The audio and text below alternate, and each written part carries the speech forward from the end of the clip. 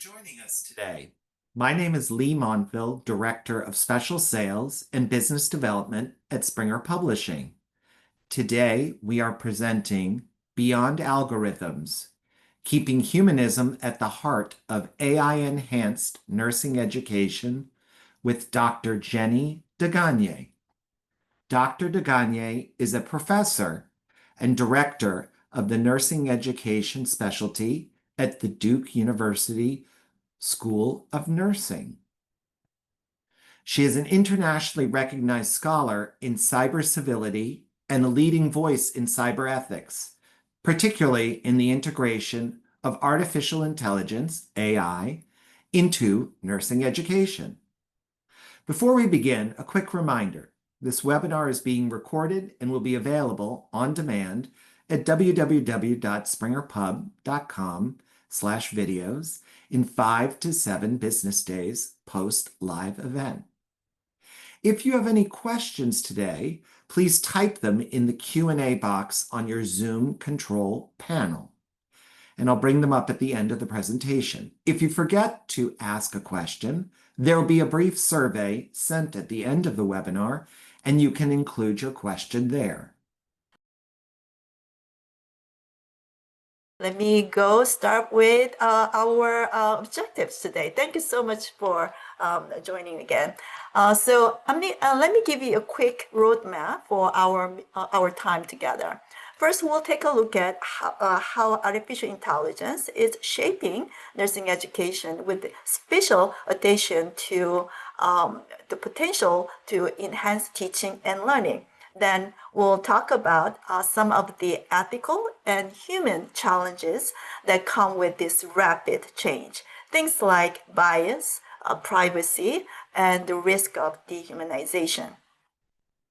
After that, we look at some practical, evidence-informed strategies for incorporating AI tools in ways that cultivate empathy, reflective practice, and human connection. This is a kind of new slide that I started putting in whenever I do a presentation now. It's responsible and ethical AI use declaration. So I want to take a moment to acknowledge the ways I responsibly used AI tools to support the development of this presentation. This work was created with the assistance of multiple AI tools to support brainstorming, editing, formatting, and visual design. All AI-assisted contributions were carefully reviewed, critically evaluated, and revised to ensure alignment with my academic standards and values as a nurse educator. Final decisions about content, structure, and messaging reflect my own scholarly judgment, and I take full responsibility for the accuracy, clarity, and ethical integrity of this presentation.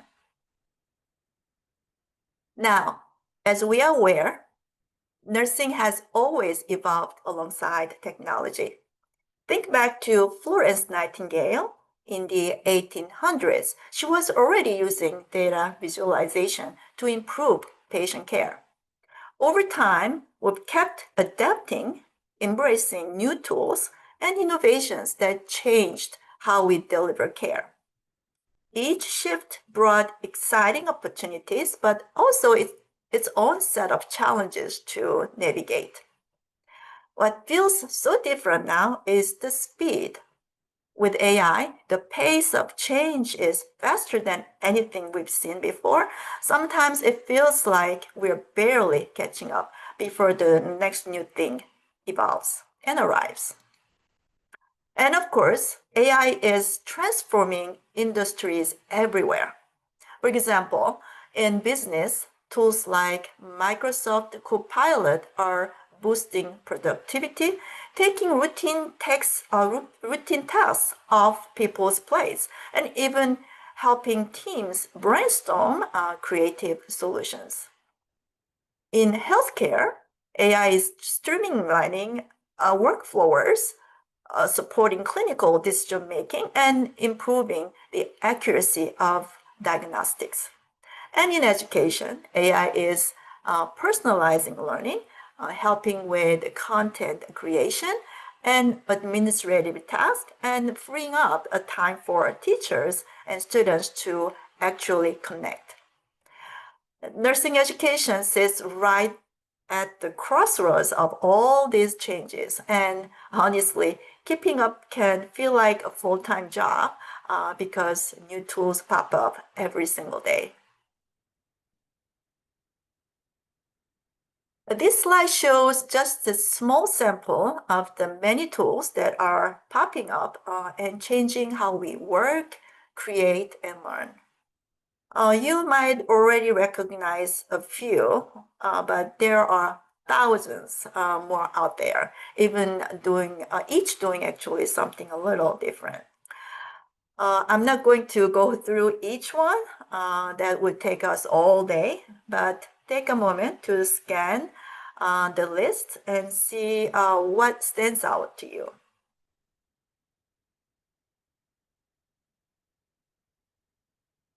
Now, if you're curious to see just how many AI tools are out there, and this site, Future Tools IO, is a fantastic place to start exploring.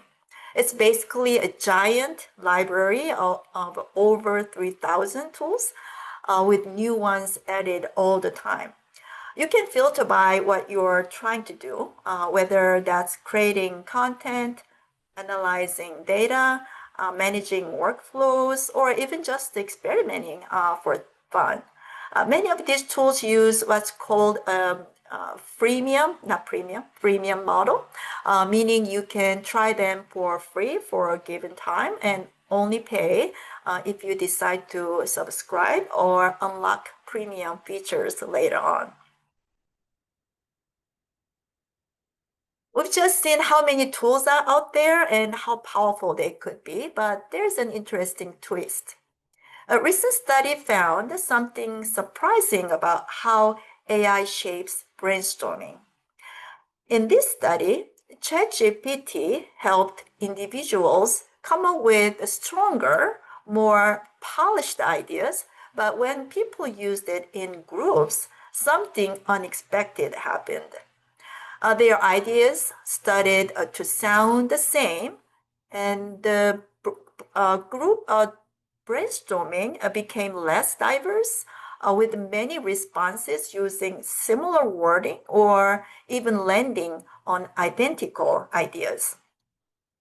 By contrast, excuse me, human-only groups came up with a much wider variety of creative ideas. This study reminds us of something important. AI can help us, but it doesn't replace the value of human imagination and further human collaboration, that messy, unpredictable, divergent thinking we bring to a conversation. So the big takeaway from this study is that we can't just hand everything over to AI and expect magic. We need to stay in the driver's seat. One of the strategies to keep our creativity diverse with AI is starting with our own ideas first before even touch the tool. When humans, we lead the thinking, the results are always richer.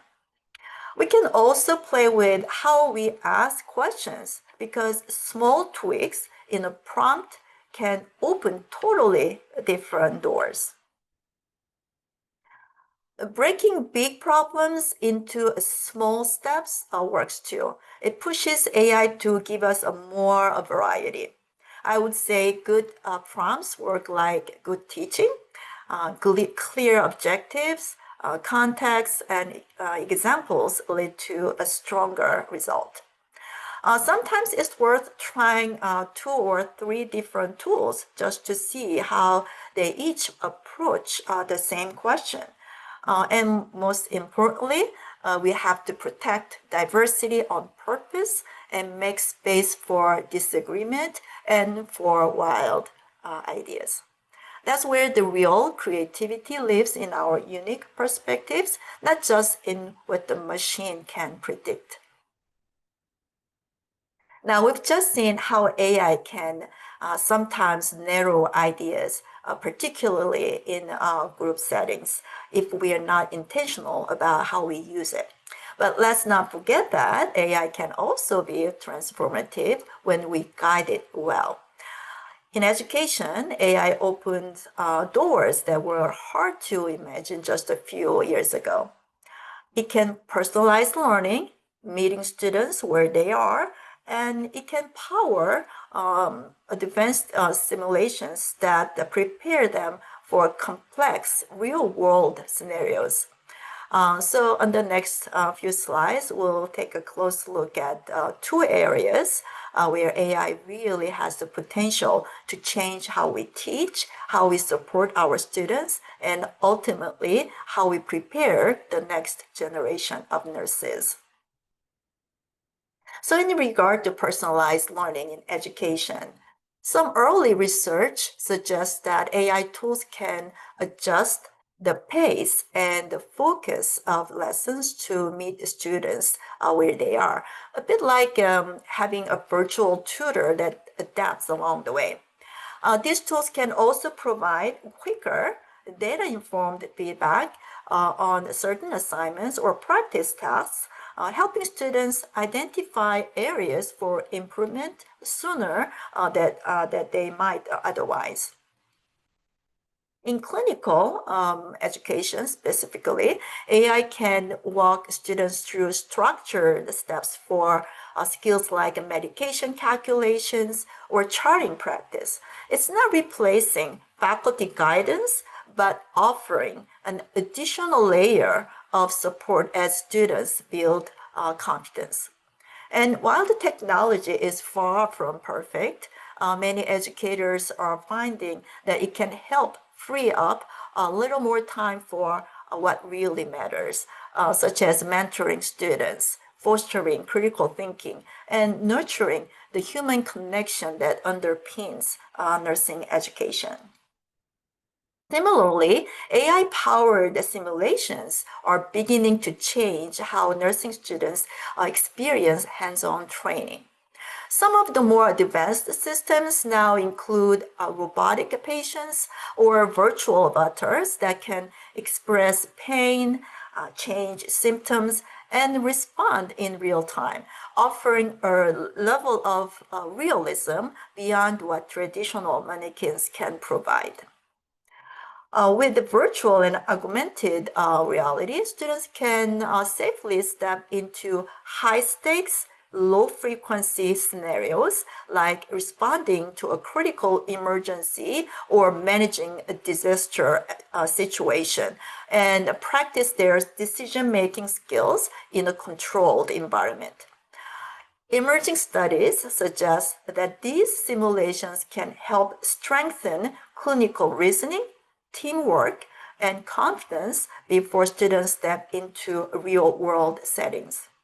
And because many of these tools provide immediate, tailored feedback, they create opportunities for students to pause, reflect, and adjust their approach, an important step in developing sound clinical judgment.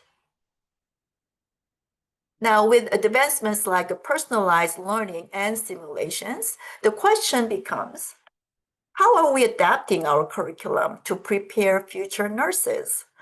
It really starts building a strong knowledge foundation.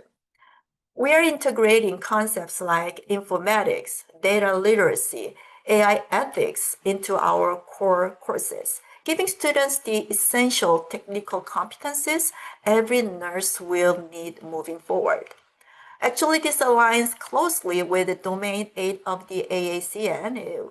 A lot of us educators here, the AACN Essentials, Informatics and Healthcare Technologies.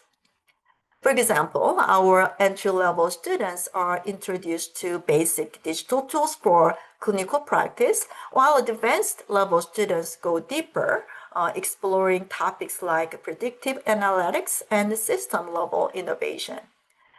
These changes are helping prepare students for emerging roles in nursing, roles like nurse engineers or nurse data specialists. And through all of this change, one thing remains constant. A human-centered approach is always at the heart of what we do, no matter how much technology evolves around us. And that brings us to a really important question. What ethical and humanistic challenges do we really need to tackle together? Because AI isn't just a tool we use, but I would say it's also a test of our humanity. It pushes us to ask, are we still the authors of our own decisions? Are we keeping empathy, ethics, and human judgment at the center of everything we do? Well, there are three big areas where these questions show up quite often: bias and equity, privacy, and the risk of dehumanization. Well, I'll start with bias and equity because this is one of the first places where problems can show up. In 2023, a Bloomberg investigation found that image generators like Stable Diffusion can amplify harmful racial and gender stereotypes. In fact, what they found was pretty eye-opening. In their experiment, AI generated almost 3 times more images of men than women for high-paying jobs, while women appeared more often in lower-paying roles, showing how deeply these biases are baked into the data. And the bias didn't stop there. The same investigation found patterns tied to race and skin tone. Images for high-paying professions overwhelmingly featured lighter-skinned people, and while darker skin tones showed up disproportionately in low-wage roles, like fast food workers, making up about 70% of those images. What's striking is that this doesn't reflect reality. In fact, in the US, roughly 70% of fast food workers are white. So these AI systems aren't just mirroring the world, they are exaggerating harmful stereotypes. In nursing education, these kinds of biases can show up in ways that aren't always obvious at first. Sometimes the AI generated material can be skewed or incomplete. For instance, a clinical simulation might not include enough diversity in patient populations, or it might unintentionally reinforce stereotypes. When that happens, it impacts how students learn to care for everyone, especially people from underrepresented or historically marginalized groups. And that's not just a technical issue, it's a real equity issue in how we prepare future nurses. The good news is that AI bias can be identified and corrected through intentional design, diverse data inputs, as well as responsible use. For example, if we are using AI to create clinical case studies, we can deliberately include patients from a range of races, gender identities, socioeconomic backgrounds, and ages. That doesn't just avoid stereotypes, actually, it teaches students to think critically about equity and inclusion in real patient care. And as educators, we can model what ethical AI use looks like. That means being transparent about how we use these tools, like I declared my use of AI in the beginning, openly talking about their limitations, and encouraging students to challenge what AI gives them instead of accepting it as a fact.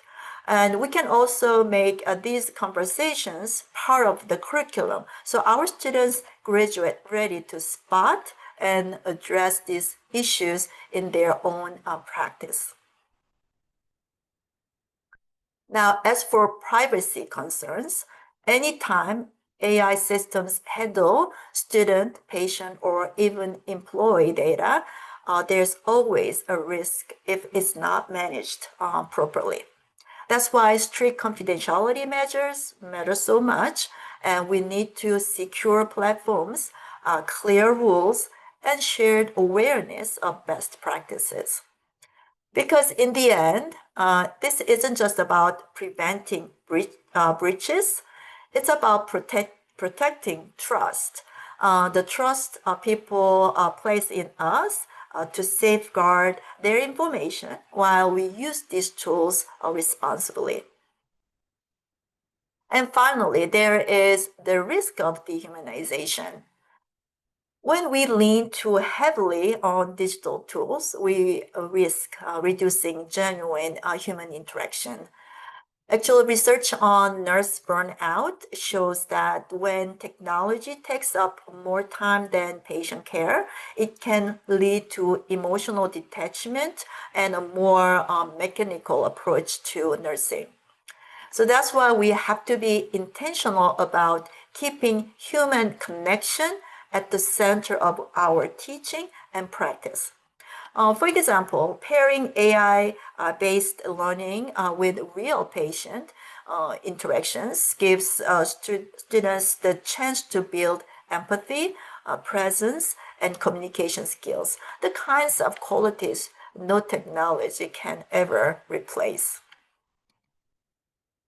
With all these challenges in mind, a couple of years ago, my colleagues and I published a paper where we introduced the idea of cyber ethics for AI. We drew on the bioethics principles we already know so well in nursing, because when something feels new and complex, it helps to start from a familiar ground.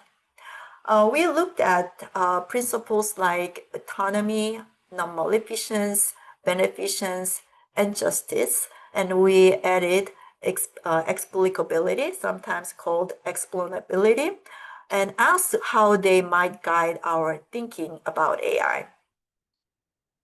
Here are a few examples, simple questions we can use as a starting point. Does this tool support or limit our autonomy as users?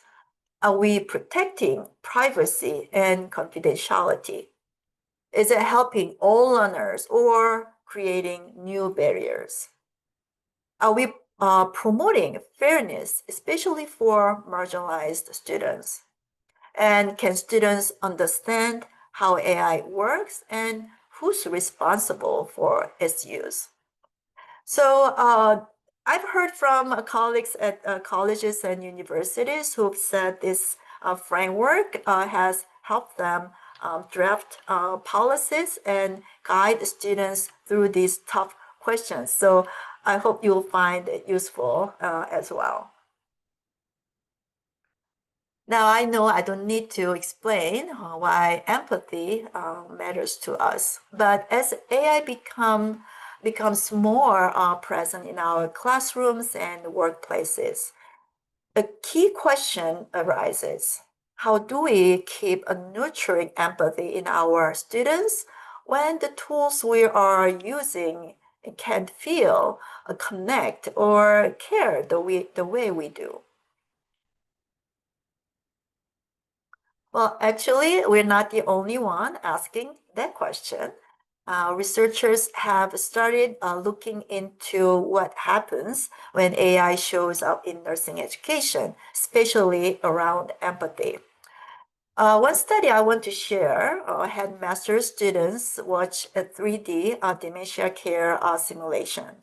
And afterward, they used ChatGPT to help generate clinical questions and possible interventions, then reflected on the experience.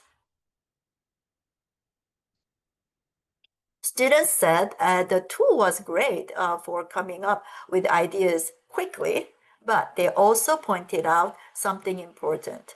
Its answers often lacked empathy, and they weren't always confident about its accuracy and transparency. So, yes, AI can be a useful support in learning, but it's no substitute for human judgment and compassion.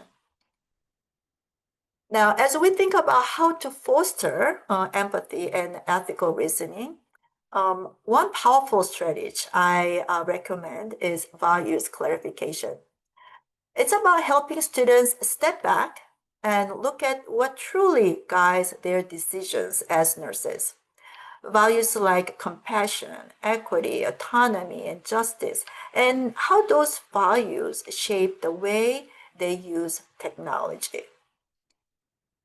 In my 2023 article on this topic, I shared some practical strategies for doing this.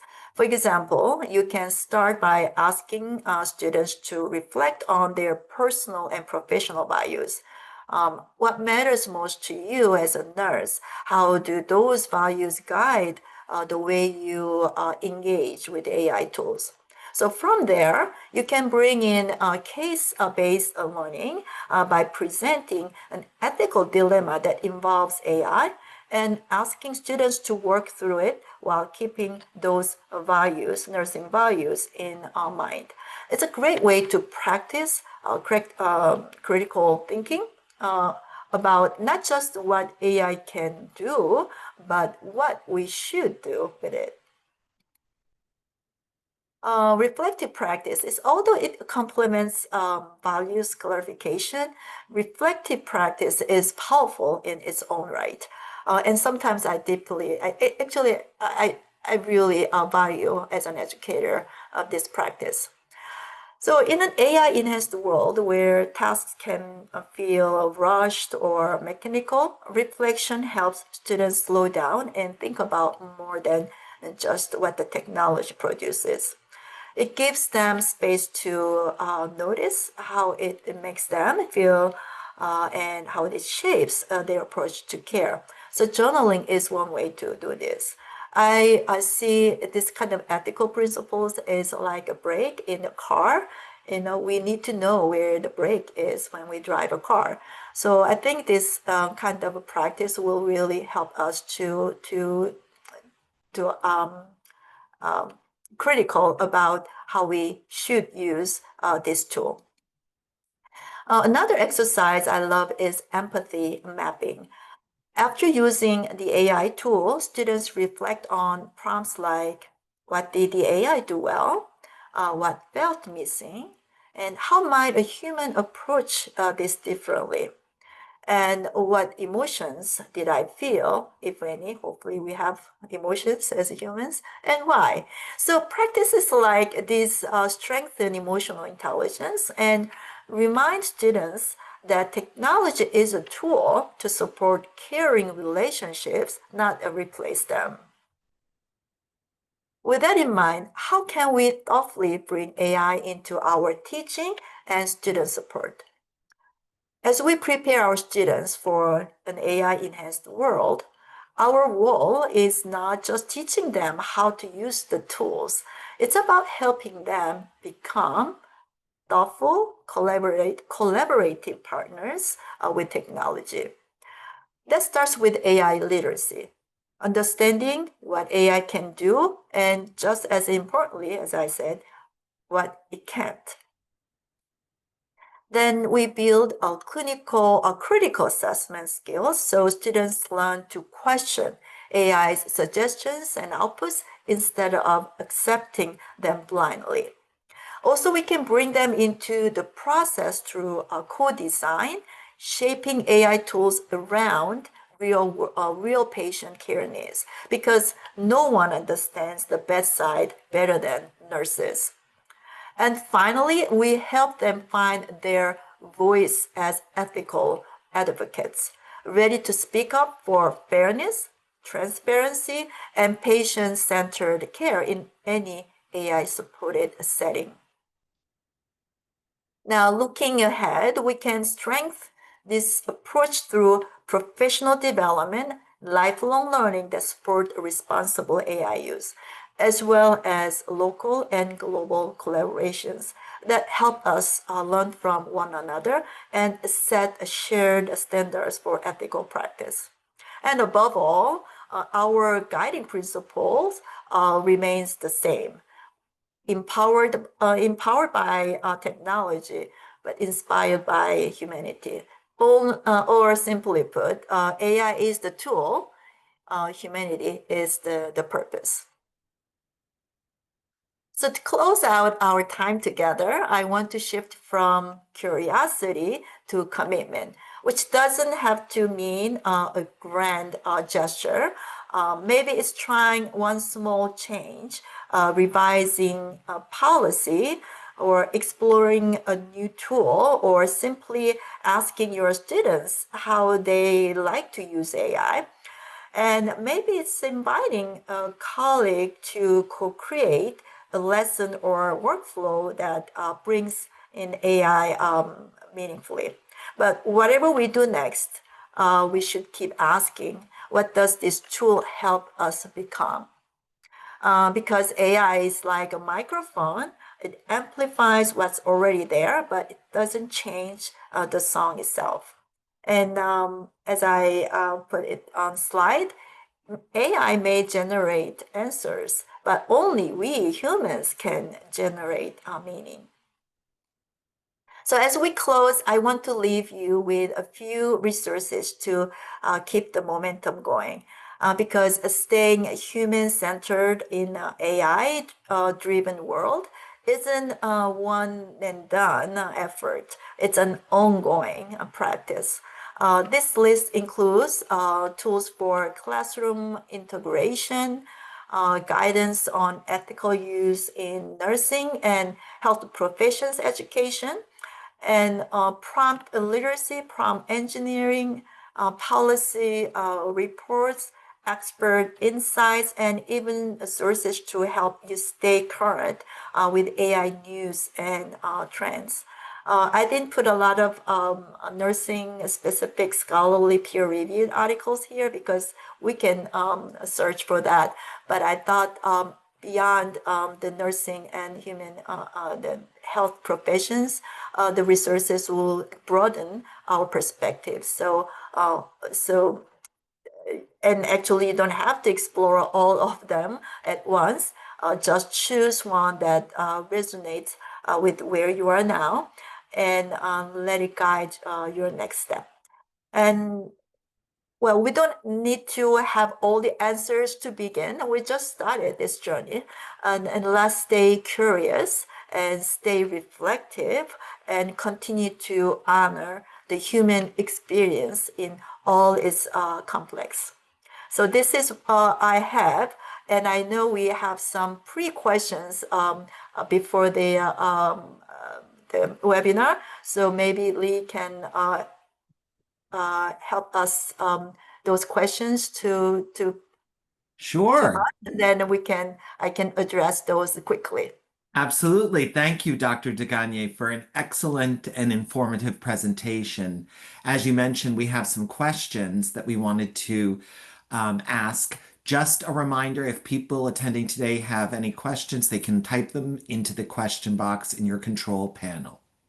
So the first question is, how can nurse educators ensure that AI tools do not unintentionally reinforce bias or inequity in nursing education?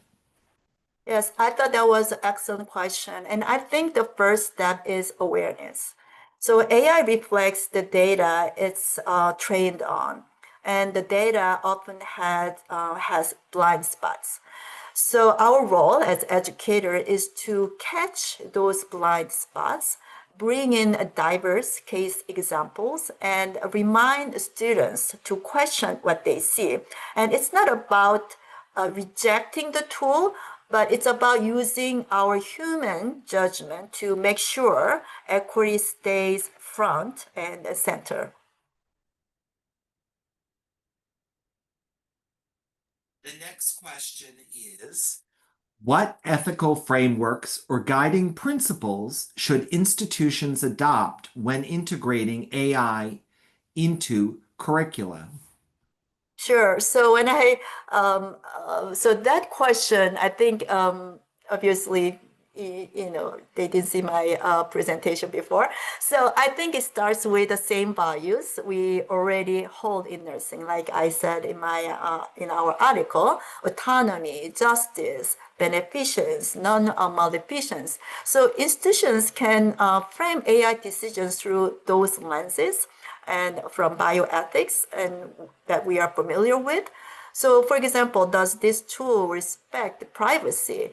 Does it treat students fairly? Or does it improve learning without causing harm? So, if we keep returning those principles, the technology become much easier to evaluate.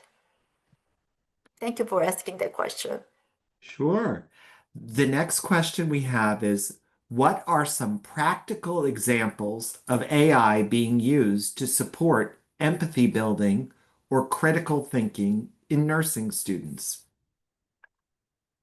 So one example I've seen is AI-powered simulations where students practice tough conversations with virtual patients or avatars. Afterward, the key is debriefing, helping students reflect on what felt real and what felt missing. And another example I would say is using AI to generate case studies, then asking students to critique the responses. That kind of combination really builds empathy and critical thinking. Of course, there are many examples, but that would be just two examples that I could think of. Perfect. Next question. In what ways may AI reshape the role of the nurse educator over the next decade? Yeah, so I don't know if you saw the article from I think it was I forgot where it was from. I read a lot of articles related to AI. Once Bill Gates said, and in 10 years, all doctors and teachers will, I mean, they will lose a job, basically. I just paraphrase it. So when I read that article, I just like, oh, I don't think so. So so I don't see AI replacing educators, but will change what we focus on. So the routine tasks, grading, scheduling, maybe even drafting student guides, those can be handled by AI. That frees us to do more mentoring, more ethics discussions, and more one-on-one support.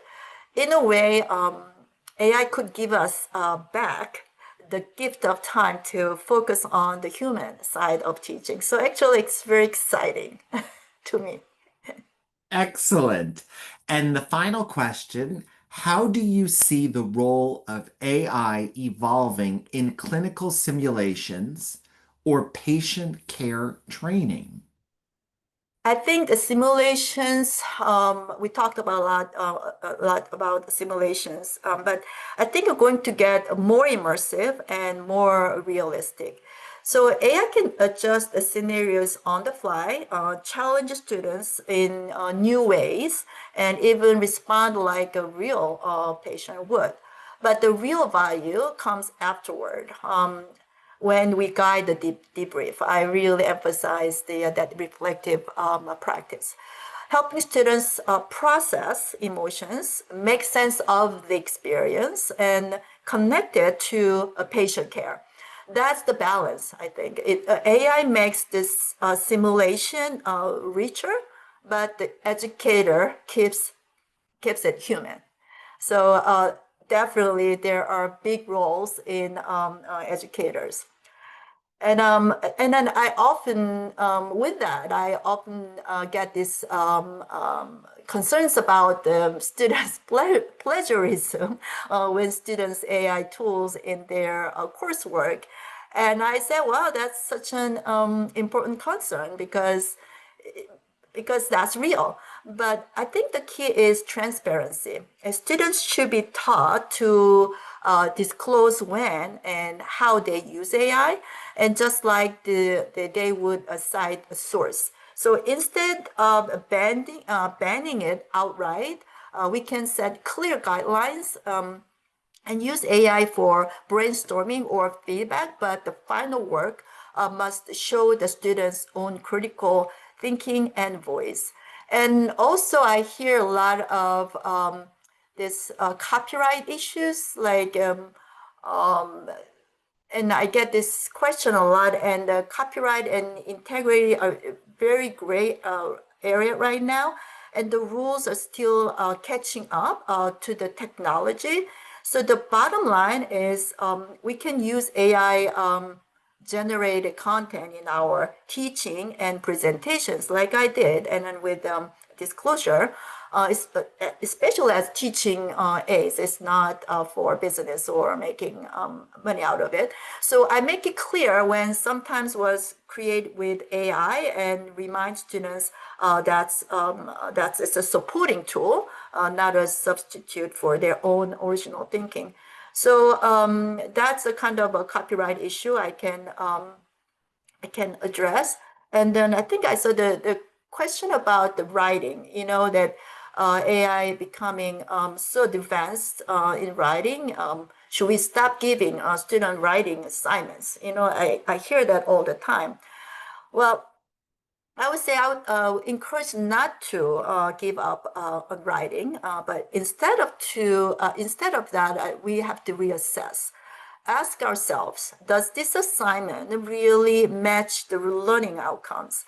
Is writing the only way to get there, or are there other ways to push students to think critically, reflect, or apply knowledge? So sometimes that means redesigning the task so students use AI transparently and then critique or expand on it. Other times it might mean shifting to oral presentations or reflective journaling or collaborative projects. So the key is aligning the assessment with the skill we truly want them to develop. So I think these are the kind of questions I hear a lot. So I think we addressed all the questions, almost all the questions we got. We But did. We did. It looks like we've covered all of our questions. And we want to thank everyone for spending the time with us today. And of course, thank you again to our host, Dr. Jennie de Gagne, for a great presentation. As you can see on this slide, if you're interested in purchasing Dr. de Gagne's new book, Teaching and Nursing and the Role of Educator, fourth edition, you will receive a 25% discount by using the discount code webinar25 at the checkout on www.springerpub.com. I want to remind you that the recorded session will be available on springerpub.com in 5 to 7 business days.